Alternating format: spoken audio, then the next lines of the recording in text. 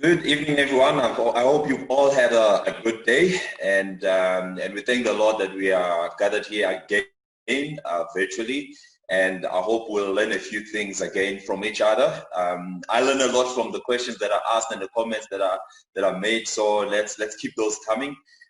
So we continue with our discussion on money, and we've been given the background of where we started, and tonight we want to talk about financial emergencies. And you know, if you really think about it, many of us can trace our financial ruin to an emergency that found us ill-prepared and cost us so much money. And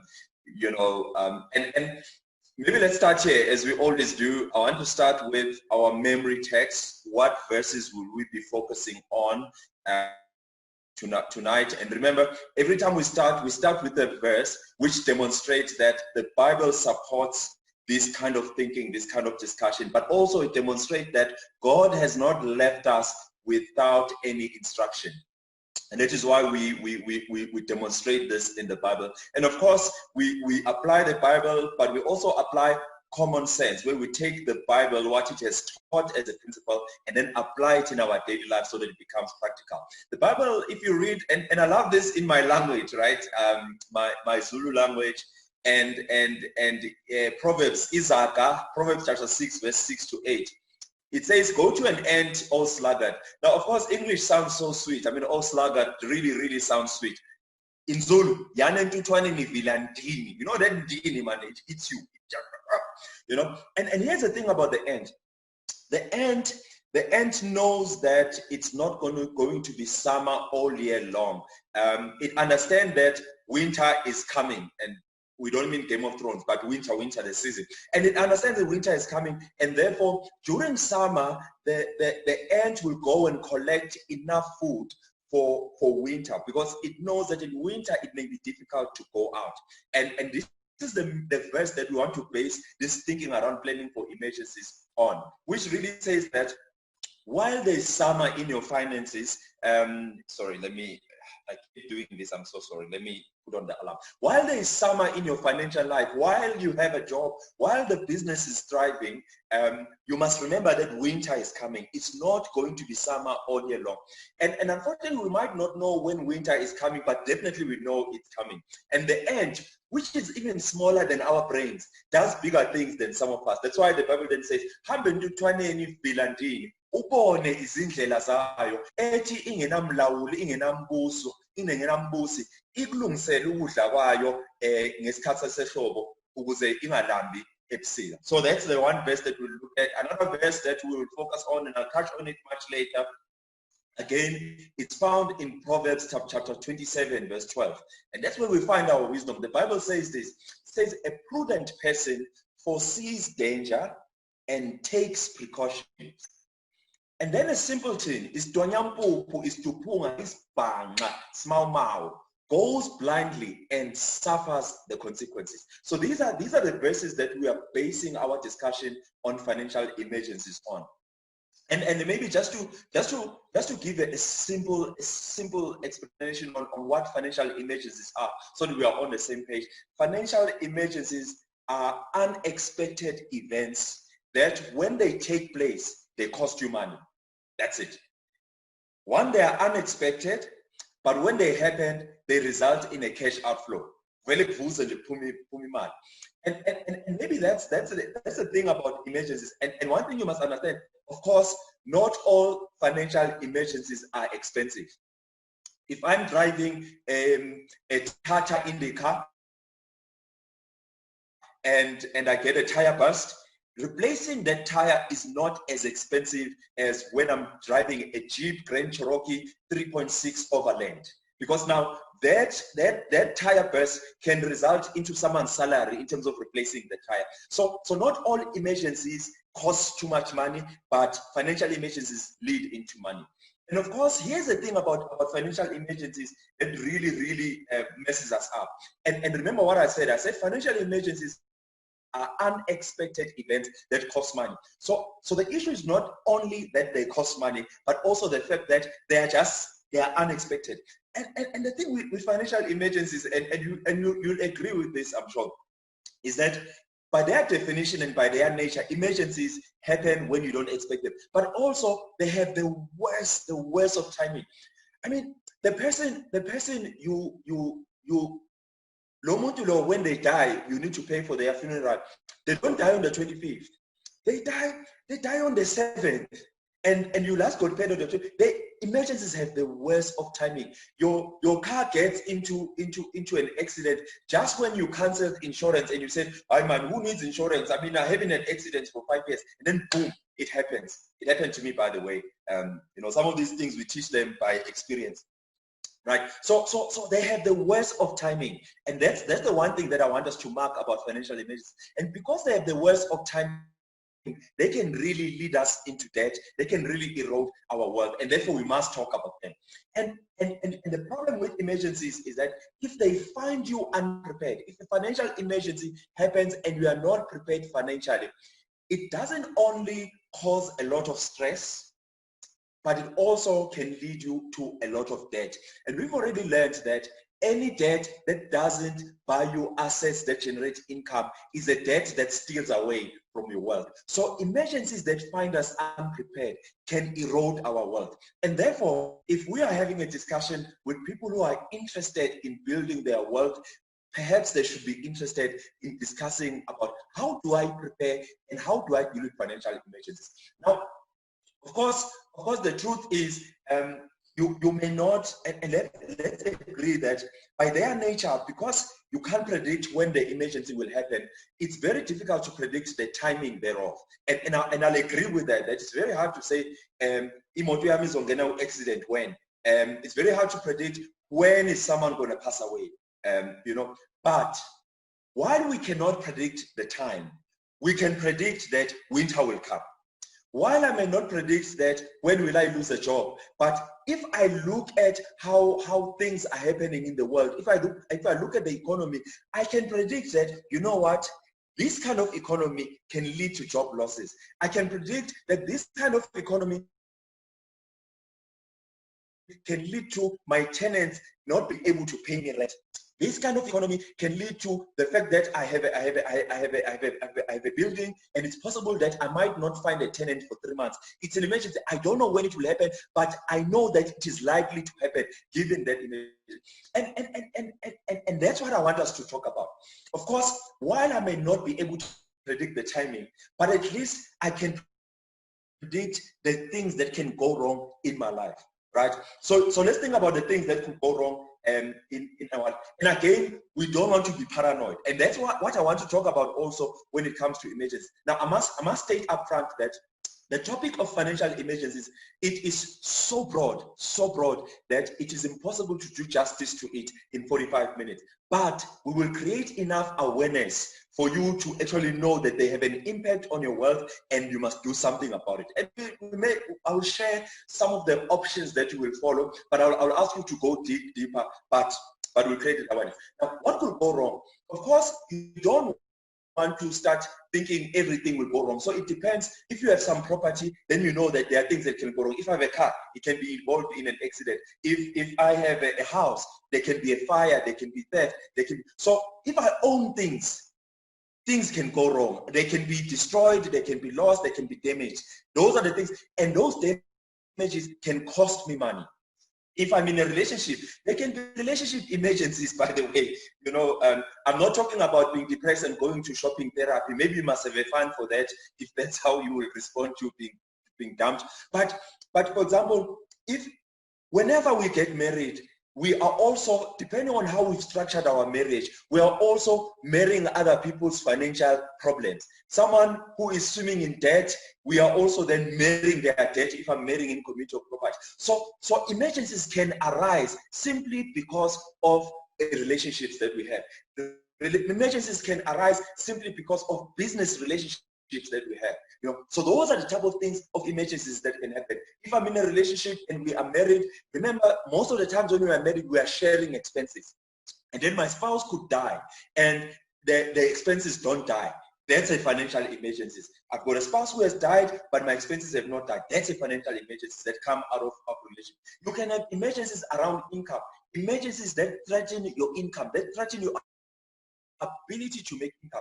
For example, we know that there's been so much job losses in this country so far, even during COVID-19. And you know, when you listen to the economists, when you listen, I know the Premier of Gauteng at some point was saying there's going to be about 500,000 job losses in Gauteng alone. Those are the things that we know that whenever, if I have a job, then there is a possibility that that job may be lost. Or if the job is not lost, the income may be reduced. During COVID-19, we've seen people who've been asked to take pay cuts. For example, people who've been told to go on unpaid leave. So those are the things that can happen, things that can go wrong. I may not know the timing of my salary cut, but if I have a salary, it means that my income can be at threat.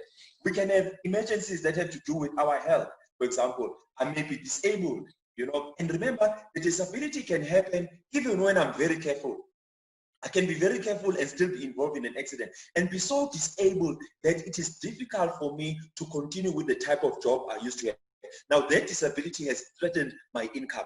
Those are type of emergencies that if we are not prepared for them, we can be sent back into financial ruin, right? You could have a dreaded disease, you know, depending on our lifestyle or the genes that we have, we could find ourselves with dreaded disease, with heart disease, with blood pressure, with cancers. You know, cancer is starting to affect, it knows no color disease. These are the things that can affect your ability to earn income. And on their own, they cost money. For example, to respond to cancer, to pay for those medical bills, there's that cost, but there's also the possibility that I might not be able to continue with my income generating exercise, whether it's a business or whatever. Those are emergencies that can affect ourselves. We can have business emergencies. If I run a business, I can have emergencies that can happen. It can be anything. It could be, for example, our chief engineer who designs everything that we do. If that person dies, we're going to need to have a lot of money to go and steal an engineer from someone else. That's an emergency that can happen in the business. I could destroy environment because of my product or my product. We know people who are car manufacturers, and you hear that the car caught fire. That's an emergency. We know a lot about the oil spill by BP. That's an emergency that can cost money for the business. And emergencies can happen whether you have a business or you don't. People who have a business, you could have a tenant who's not paying, you could have a customer who's not paying. These are the type of emergencies that can disrupt your wealth building exercise. You'll be busy accumulating wealth, but if you are not ready for these emergencies, they can take you back. And we know, and look at what COVID-19 has demonstrated. All along, we've been admiring certain businesses and saying, these are captains of industry, these are leaders in industry. Some of them, it took them 30 days to become broke. They were just 30 days away from shutdown, right? So it means that emergencies don't just happen to people who have a salary, they also happen to entrepreneurs. And my one thing that worries me most of the times is that some of us, once we become entrepreneurs, we think we don't need to think and care about financial management. And we've just seen with COVID-19 that it's important to do that. Now, the question is, now I hope I've painted the picture that a lot could go wrong, whether in your income, in your health, in your relationship, that can affect your finances. But now I want us to talk about how then do I prepare for emergencies, knowing that the timing, it can't be predicted. Yes, I can come up with a lot of things that could go wrong. But does that mean then, if I realize that so many things can go wrong, do I then become paranoid? Do I get to a point where I say, hey, that's where Chobe, a lot of things can go wrong. Aliens can come from space and take our children and our jobs and our business. Do I start becoming paranoid because I'm worried of what could go wrong? Maybe I shouldn't go to the street. I'll be knocked by a car. But if I'm sitting in the house and the house falls, do I start becoming paranoid because of what could go wrong? And the idea here of what we are teaching is not so that we can become paranoid. I love the Bible. You know the Bible, it's almost like it knows that sometimes we get paranoid and react out of fear. 2 Timothy chapter 1 verse 7, the Bible says, God has not given us a spirit of fear, but a spirit of power, right? Of love and a sound mind. In other words, we don't respond to things through fear, but we must also apply a sound mind. And that's really what I want us to do when we think about financial emergencies. We must not be paranoid. You know paranoia, what it can do? you end up having more insurance than you need because of paranoia. I heard of a lady who took out insurance to cover her groceries if they are lost in a taxi. Now, this is paranoia. This is when you start operating out of fear. And therefore, I want us to learn to use a sound mind. So I want us to think of a model that's going to help us to decide whether this kind of emergency, does it really need me to take too much precautions, or I could use my money better. And that's what I want us to look at, because it's too broad, so we can't go through all the insurances, but at least we can create a model we can think about that is centered around not moving out of paranoia or fear, but actually moving from a sound mind and power and boldness. Okay, now, but okay, Sithole, so you are saying we mustn't be paranoid, but when Mina, I'm a Christian, and I've heard people who use Christianity as an escape from duty. You know, some of us we are lazy by being full of. Then faith becomes an excuse for laziness, and actually that is not faith; it's presumption. Now somebody will say, yes, brother, I must prepare for emergencies. It might be a reflection in which you don't trust God. You don't have faith. God will take care of me. And yes, I agree with you. God will take care of us. But here's the interesting thing. You go to Matthew chapter 4. Matthew chapter 4, right? No, the Bible almost like it knows the questions we're going to have. I just want to check something here in my notes. If you go to Matthew chapter 4, and you know the story, Jesus is being tempted by the devil, right? So in one of the temptations, the devil takes Jesus and he says he puts him on a plane, on a high place, and then he shows him he says to him, it is written, if you are the Son of God, throw yourself down, for it is written that God will command angels concerning you, and not even one foot will be hit by the stone. So in other words, the devil is saying to Jesus, if you jump here, look at what Jesus says. Jesus says it is also written, you shall not test the Lord your God. Now, if Jesus refused to jump, who are you? Many of us want to tempt the Lord our God. Say, no, I know I've bought a car, but I don't need insurance. God will take care of me. We want to jump off cliffs. Jesus didn't want to jump off. But also, more than importantly, the Bible says this. It says, a prudent person foresees danger and takes precaution. A simpleton goes blindly on and suffers the consequences. I need to stress this idea that taking care of financial emergencies, it is not a lack of faith. It is not a lack of faith. I want to pause a bit on this because I'm worried. I'm worried that many of us are eroding our wealth because we think preparing for emergencies shows that I don't believe in God. Look at what God does. And I want to show you that the workings of God, you know, sometimes God's miracles, look at this. Look at the many miracles God does in the Bible. Many of them, not all of them, but many of them. He's going to resurrect Lazarus, right? That's a miracle to resurrect Lazarus. But there is no miracle in removing the stone. There's no miracle in unwrapping him. There's a command to do that. They want to win the war in Jericho, and of course they are intimidated by the walls. And we know the story, the miracle, the walls fall, but there's no miracle in walking around and singing. That's something you can do in the natural. The wine runs out, and Jesus then says they must collect water, and then he turns it into wine. There's no miracle in the collection of water. The point I'm making is that while God will be faithful in the supernatural, there is also an expectation to be faithful in the natural. That is why when you read the story in Genesis, the story of what's his name, Joseph, who finds himself in Egypt, and we know the story. There is a dream the Pharaoh dreams a dream. And the interpretation is that there'll be 7 years of plenty and 7 years of famine, and God doesn't deal with the famine through a miracle where he lets bread fall during famine. No, he gives an instruction for people to do certain things to prepare for what's coming. And the point I'm making is that God continuously reveals to us what may happen in the economy, through the economies, through what we see out there. And then he gives us instruction to prepare for it. That's why then the Bible says, a prudent person, chapter 27 of Proverbs, verse 12, a prudent person foresees danger and takes precaution. But a simpleton who claims to have faith goes blindly and suffers the consequences. Now, I am not saying we must not have faith, but I'm saying part of God's answering your prayers is him giving you an instruction to do something in the natural. And part of that is preparing for emergencies. Now, so it means that we don't become paranoid, but we also do not just hide ourselves in the sand.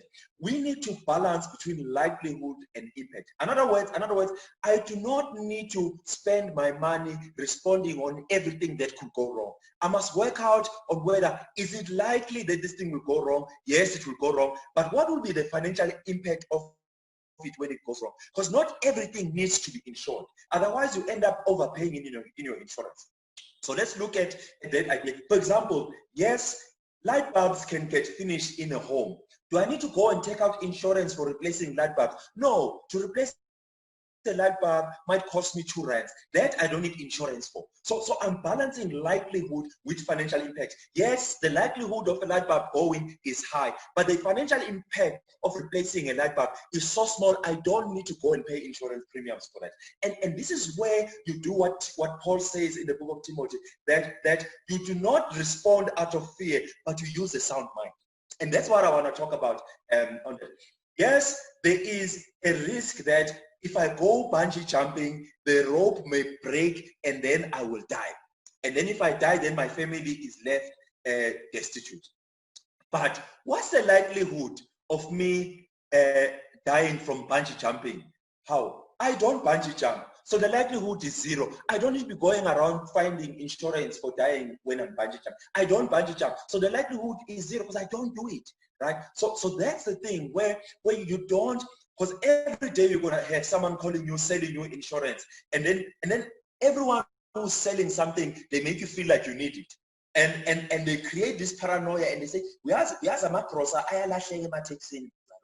take out this insurance. Right? So many of us have insurances that we didn't need because we exercise fear instead of a sound mind, as the Bible says. Yes, if I own a car and I'm driving regularly, what's the likelihood of being involved in an accident? Someone will say, but I'm very careful. No. Accidents happen even when I'm careful. And every day there are accidents. So the likelihood of being involved in an accident if I have a car and I drive around a lot is very high. Okay, so the likelihood is high. What would be the financial impact when it happens? Well, if the accident happens and I still owe the bank, the likelihood is that I may need, if the car is written off, I will need to continue paying the bank because I've got a debt, but I will still need transport. Now I'm paying for transport twice for only using one. Now suddenly I see that the financial impact is very high. Yes, if I need to replace the bumper, it's going to be very expensive. So maybe I need insurance for this. This is where you exercise a sound mind and not paranoia. The likelihood is high, the cost is high, I need to do something. I must respond to this financial emergency. Because if I don't, the costs are so high that I will need to borrow money in order to respond to it. Here's the other problem about being not prepared for financial emergencies. Let's think about this thing. Let's say I've invested in MTN shares, right? So I've invested in MTN shares, and those shares, let's say I bought the shares for 100 Rand. I'm making an example. I bought the shares for 100 Rand. But I have not prepared for emergencies. I'm trying to show you the impact of emergencies on your wealth so that you are convinced that you must do something about them. So I've invested 100 Rands in shares of MTN because I'm trying to build wealth for future generations. But I have not put money aside or taken insurance to respond to emergencies. And let's say I experience a tire burst, okay? And it so happens when I have no money, right? But because I don't have a fund where I respond to emergencies, I will need to either go and borrow that money, but because I don't want to borrow, I will say, MTN. I'll take my 100 Rands. Let's say to replace the tire is 100 Rand also. So I just take my 100 Rands from MTN, replace the tire because I don't have an emergency fund. And then next time when I have money, I'll put it back. all well and good. But the problem is emergencies have the worst of timing. The time the emergency happens, it so happens that the tire bursts at the same time when MTN has messed up in Nigeria, and the share price, because of that mess in Nigeria, for now is sitting at 20 rand. In other words, that 100 rand you put there is worth 20 rand today. But don't worry, in 18 months time, they have a turnaround plan. They will turn this thing, but you don't have a luxury of 18 months. Now, suddenly, the 100 rands you used to take there, you are now taking it as 20 rand. You've just eroded your wealth. You've taken out your investment prematurely to respond to an emergency you had not prepared for. Now you've just eroded your wealth. So emergencies are important to prepare for them. Right. Now, so you balance likelihood and that. So how do we then respond to emergencies? And I want to talk about that, and then we get into some exciting stuff. Now, you've got a few options. When you now think about emergencies and say, okay, fine, this is the kind of emergency that can happen in my business. I've already told you the type of emergencies that can happen. How do we respond to it? How do we prepare for them? You have a few options. The first option, obviously, is to ignore it. It's like, I hope it doesn't happen. Now, hope is not a strategy, okay? Hope is not a strategy. That's why the Bible says a prudent person foresees danger and takes precaution. So maybe I shouldn't ignore the emergencies that can happen. Okay, so what else can I do? You could, the other option you have is to do something to reduce the likelihood or the financial impact. Right? So what are your options? What could you do around it? So for example, if I'm worried that if I lose my job, I may have too many expenses I need to cover without an income. Now, to reduce the financial impact of losing a job, one of the things I could start doing is to live a very frugal life, so that if I reduce my expenses and I live a very simple life, then I know that I don't need so much income to respond to an emergency of not having a job. So I've started to reduce the financial impact of an emergency by just reducing some of my risk. You know, those are the things I'm talking about. For example, if I'm worried about the financial impact of health risk, for example, if I get cancer, I might not be able to work. If I get cancer, it might cost too much money for the medical attention. I could reduce that likelihood by living a healthy lifestyle. Right? Do you see now why it's important to, as part of your budget, to put some money on the physical side? Remember when we did budgeting, I gave you some categories. One of the categories was the physical part, to say that let's take care of our health. Because when I take care of my health, I don't spend a lot of my money in my old age paying for health issues based on my lifestyle. So by just changing my lifestyle and eating healthy, I'm reducing the likelihood of the financial impact of dreaded diseases. Now, that's a response to preparing for emergencies. That doesn't cost so much money because we are already buying groceries. Maybe buy the food that actually helps to build a healthy body. Those are the type of things. If I think of the risks that are around my home, the risk of break-in, I could reduce the break-in by putting up butler guards, by putting sensors and things like that. Those are the things I do once, so that I reduce the likelihood of and the financial impact of actually having this risk. So that's a response you can have. If I'm running a business and I'm worried that what if I've got customers who can't pay on time? What if I have customers or I have tenants who are unable to afford rent? So how do I reduce that risk? So upfront, I do a credit check. I don't take people who are known not to pay. That's not costing me a lot of money, but I'm doing something to start responding upfront and reducing the likelihood or the financial impact of such a risk. That's another response that you can have. Another response that you can have in preparing and dealing with financial emergencies, for example, it could be to share the risk. Say, you know what, I can't take this risk on my own. That's what we normally do when we take out insurance. You are saying, if this car were to be written off, I would have to pay 200,000 rands to a bank. It seems too much for me to handle on my own. And I can't avoid not having a car because I need to travel. So you've seen that I can't avoid it.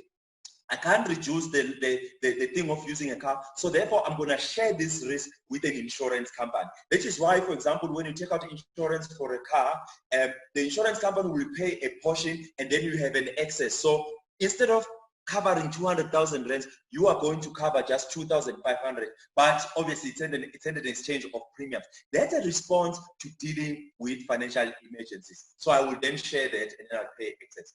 Or, for example, if I run a business, I then say, you know what, the risk of customers defaulting is too high and impact it will bankrupt my business. I want to share this risk with someone else. So I go and take out insurance, credit insurance. That's what happens, for example, when you take out a loan or you are buying furniture on credit. They take out insurance on your life, so that if you die without paying them, they can claim from the insurance. So they are now sharing the risk that's associated with this business with the insurance company. It's something that you can also do. It's sharing the risk. Those are the things that you do, because the cost of responding to this emergency is so high that it can erode your wealth. It will force you to cash your investment prematurely. Then you say, you know what, let me rather share it with an insurance company at monthly premiums. Now that's another way of responding to it, right? The other way of responding to risk, so that I'm able to deal with it and it doesn't kill my wealth, is to transfer the risk to someone else.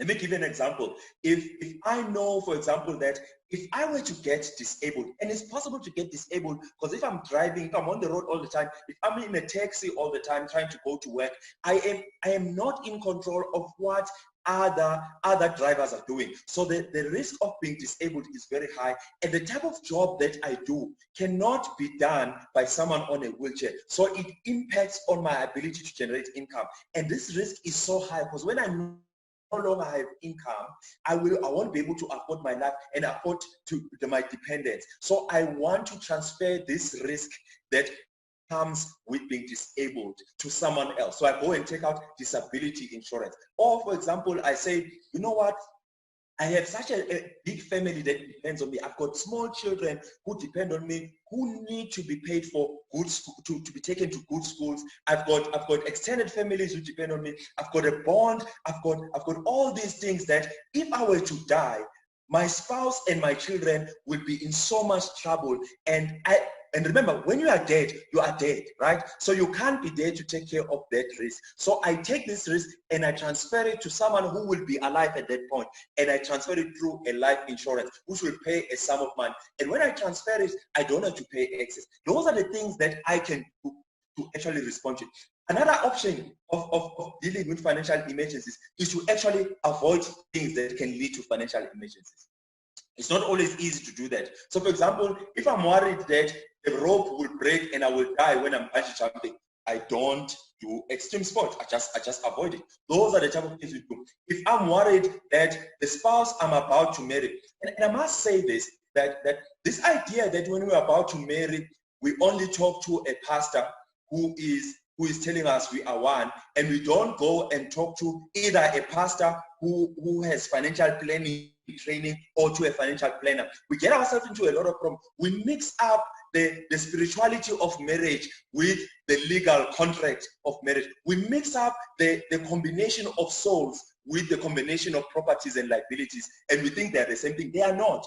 And therefore, if I already have realized that this spouse of mine has too many debts and they are just over indebted, and I'm saying I want to protect this family and its legacy from having to be exposed to these debts, I then restructure upfront and avoid taking on this debt. So you can avoid risk upfront like this also in relationships. Remember I said some of the things that can lead to financial emergencies are the relationships that we have, including the marriage. You could do something about that. If I'm running a business and I'm worried that customers may not pay me on time if I give them credit, perhaps I should just do my sales on cash, or cash upfront, or cash on delivery. This is how I do something to avoid the risk, so I don't have to worry about those things. So those are some of the options that we have. The other option that you have, which I want to talk about and elaborate a little bit on, and because it's very hard to cover all types of insurance in one sitting, but I was just giving an example that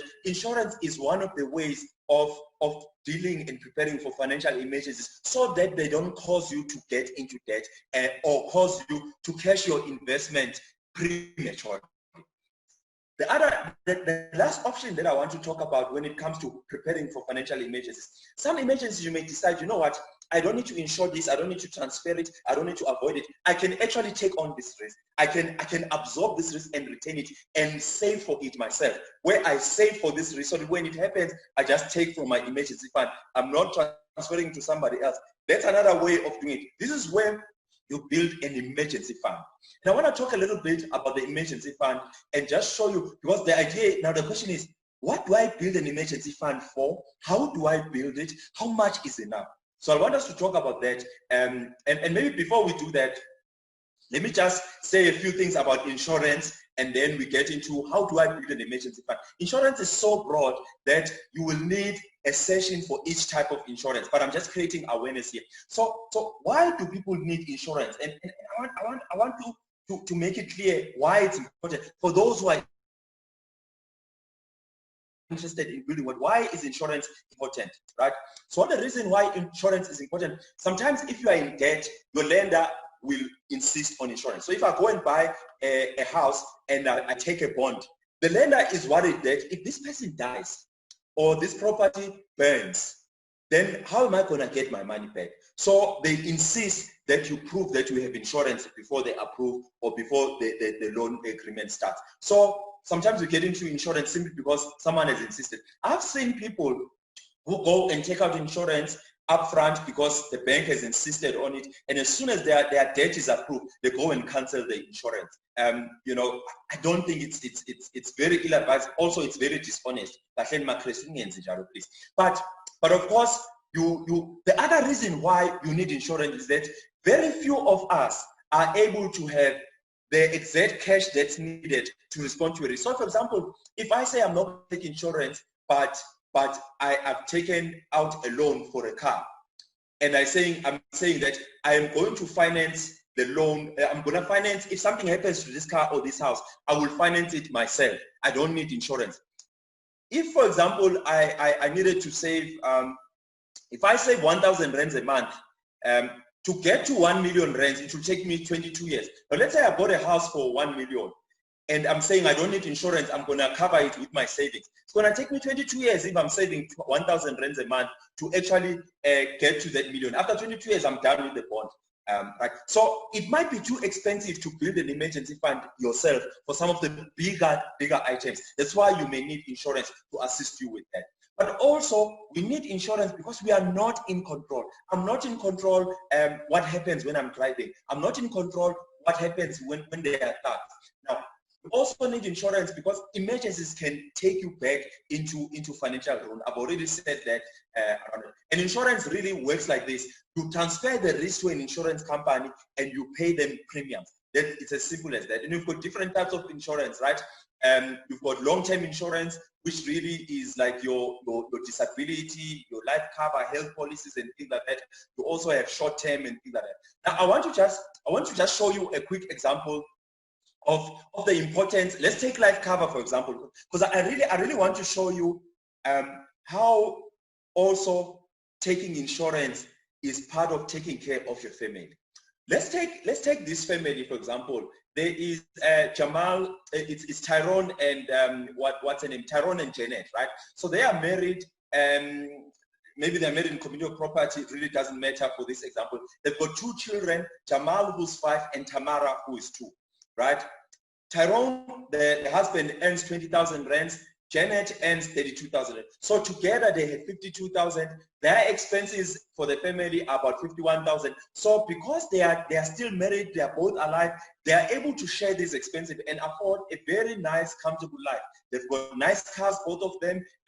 They are insured. The children go to nice schools. They've got a nice home. If they live in, it's a 1.2 million rents, nice home, kind of, so they can afford their life because they are sharing the burden together with this income that they have as a family, right? Now, let's say, if you look at some of the liabilities that they have, obviously they've got cars, but those cars have a value, but they also owe. The house has a value, but it also owes. This is what their balance sheet looks like.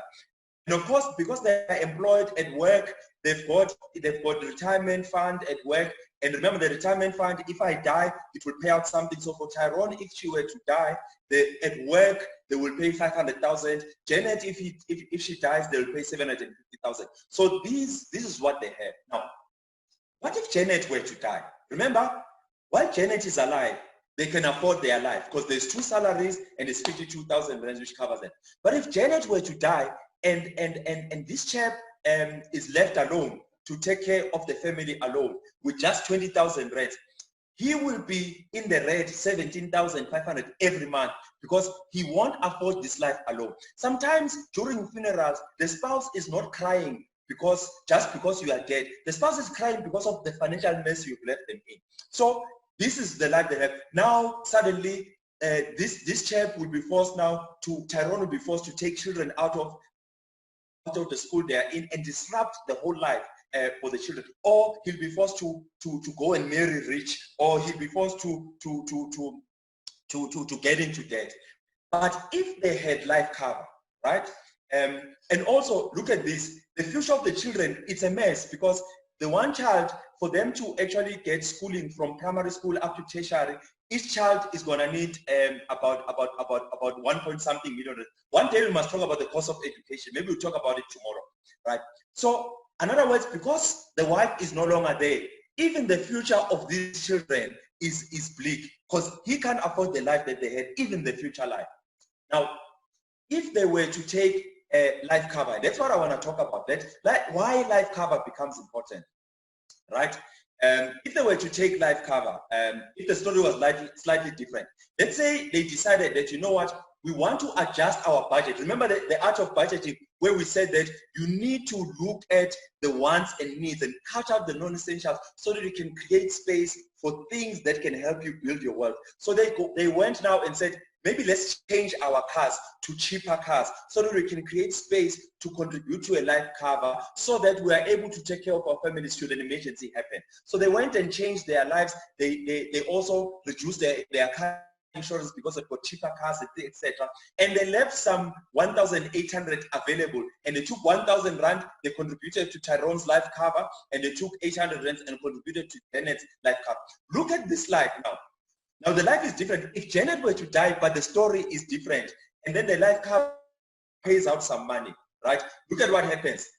The life cover for Janet pays out 5 million rands. This is how much she was getting for contributing 800 rands a month. She gets 5 million rands from that life cover. So when she's dead, 5 million rands is paid. But also her retirement savings were sitting at about 300,000, right? That we're paying out. But also when she sells her car, because they don't need, when he sells the car, they don't need all the cars, so they can sell one car. They get an excess of 22,000 rands. So they have 5.2 million rands that's available to take care of the family. Now, Tyrone takes 5.2 million and pays off the car because you don't need this debt. He also pays off the house so that he no longer has to, remember, he earns 20,000 rands only. So he no longer needs to pay these loan repayments for a car.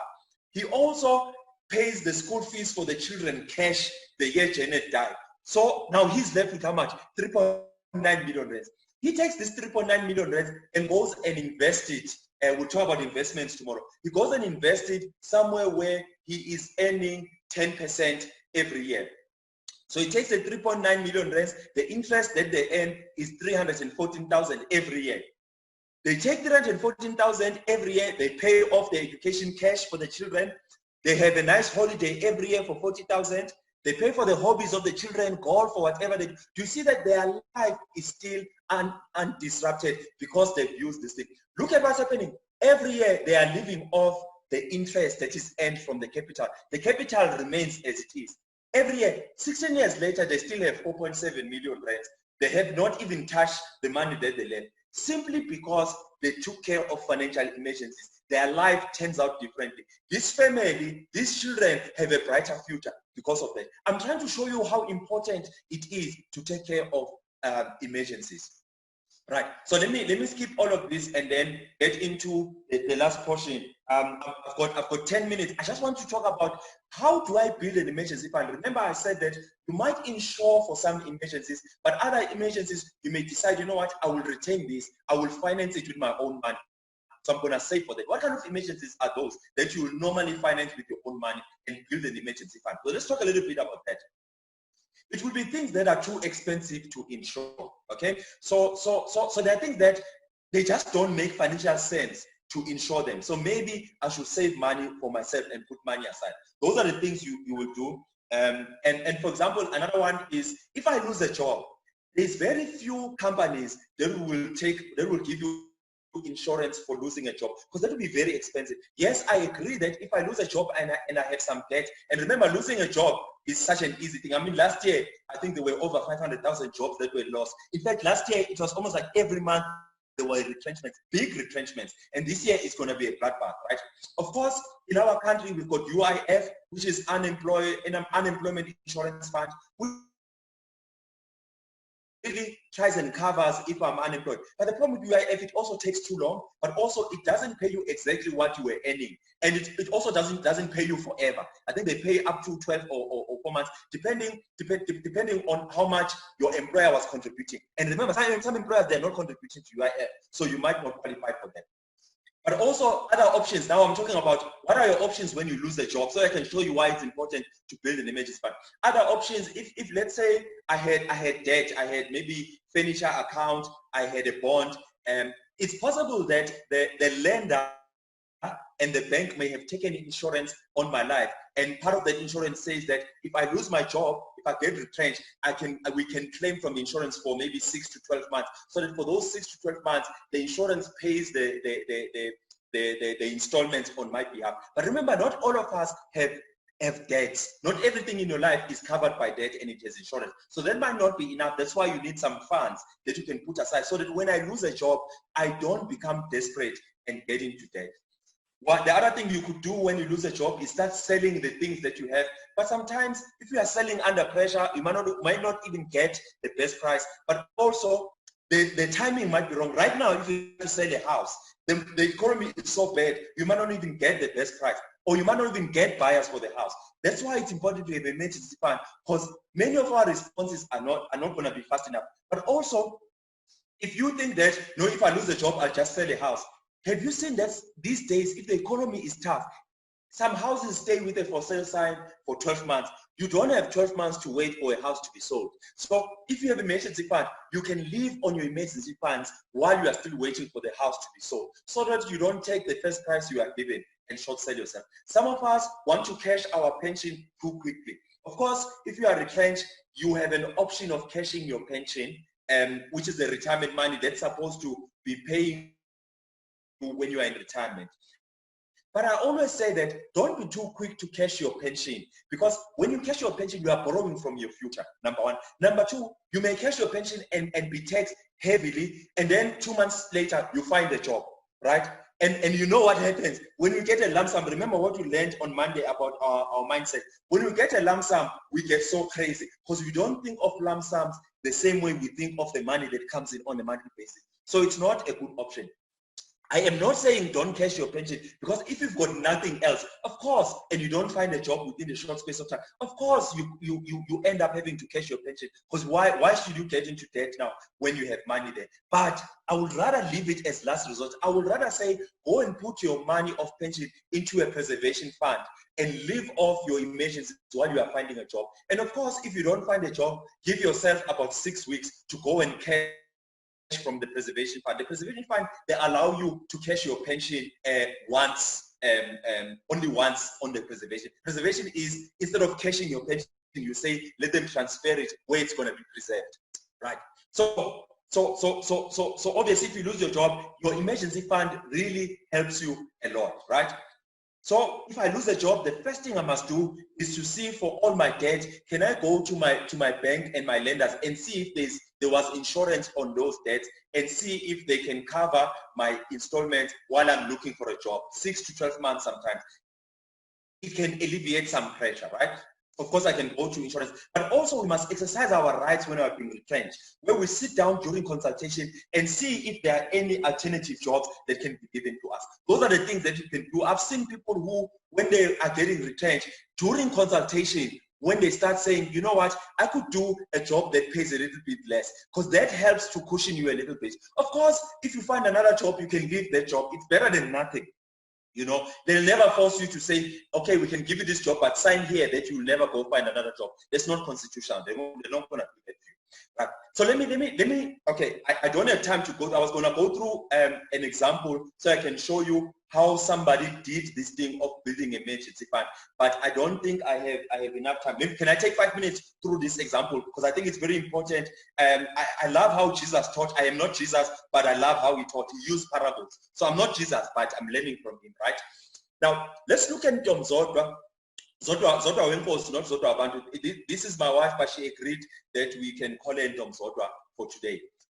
She earns 20,000 rands every month. She supports her family 2,000 rands, and she's got expenses of 20. It's the example we used yesterday. So Tom Zodwa loses her job. Let's say Tom Zodwa loses her job, and that's where I want to pick it up, so I can show you what do we do when we lose our job and how the emergency fund can help us instead of going rushing to cash our pension. So she loses her job, and of course, when you lose your job, they pay you a severance pay, which really depends on the number of years you worked. The law says that they must pay you 1 week for every year completed. So she's going to be paid 6 weeks because she's worked for this company for 6 years.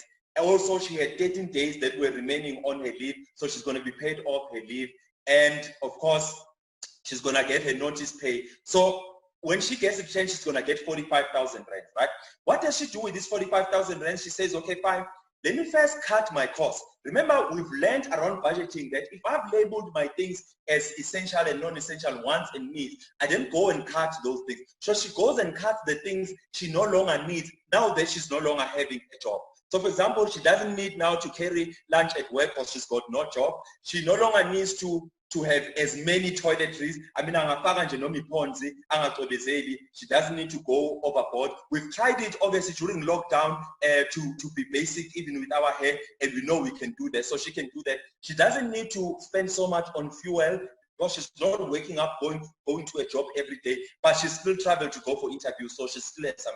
She doesn't need to eat out. We need to be honest to our friends again, that I'm no longer employed, so I don't need to go eat out, etc. She changes the bank account, etc. So she does some cutting and see what life she can afford. Then she says to herself, she says, I'm going to give myself 5 months to try and find a job. And therefore, I'm going to take what I've been paid from work without touching my pension. So she takes the pension fund and says to work, let's put it in a preservation fund. Then she takes the 45,000 from the payout and says, I'm going to use this to try and survive for 5 months while I'm looking for a job so that I don't borrow from my future. Just for temporary. She goes and approaches obviously the banks for the clothing account and all the stuff and claims from insurance, and they approve 5 months, and she says, okay, fine, for 5 months I'm not paying these things, but the other debts I will cover them, the other things I'll cover them with this thing, right? So she does that.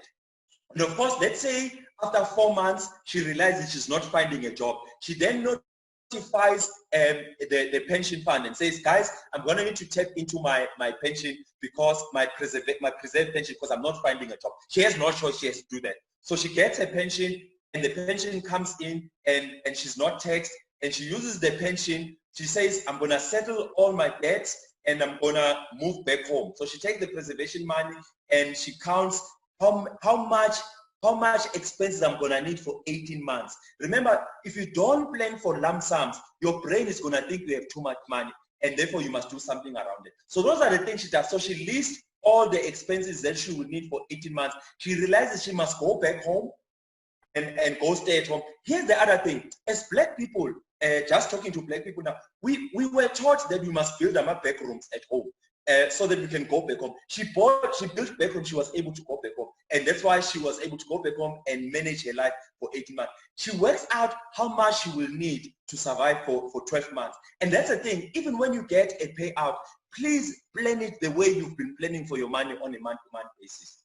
Right, so I want to skip this very quickly. Where do I save for emergency fund? This is when I don't have an emergency fund and I have to use my pension and all those things. But if I had an emergency fund, what will I put in my emergency fund? I'll say, what are the expenses that I know are going to happen? Large expenses like replacing my tires, doing some repairs in my house. The excess, yes, I have insurance on my car, but if I get into an accident, the insurance won't pay if I don't give out excess. So I must put that money in my emergency fund. You know, things like that.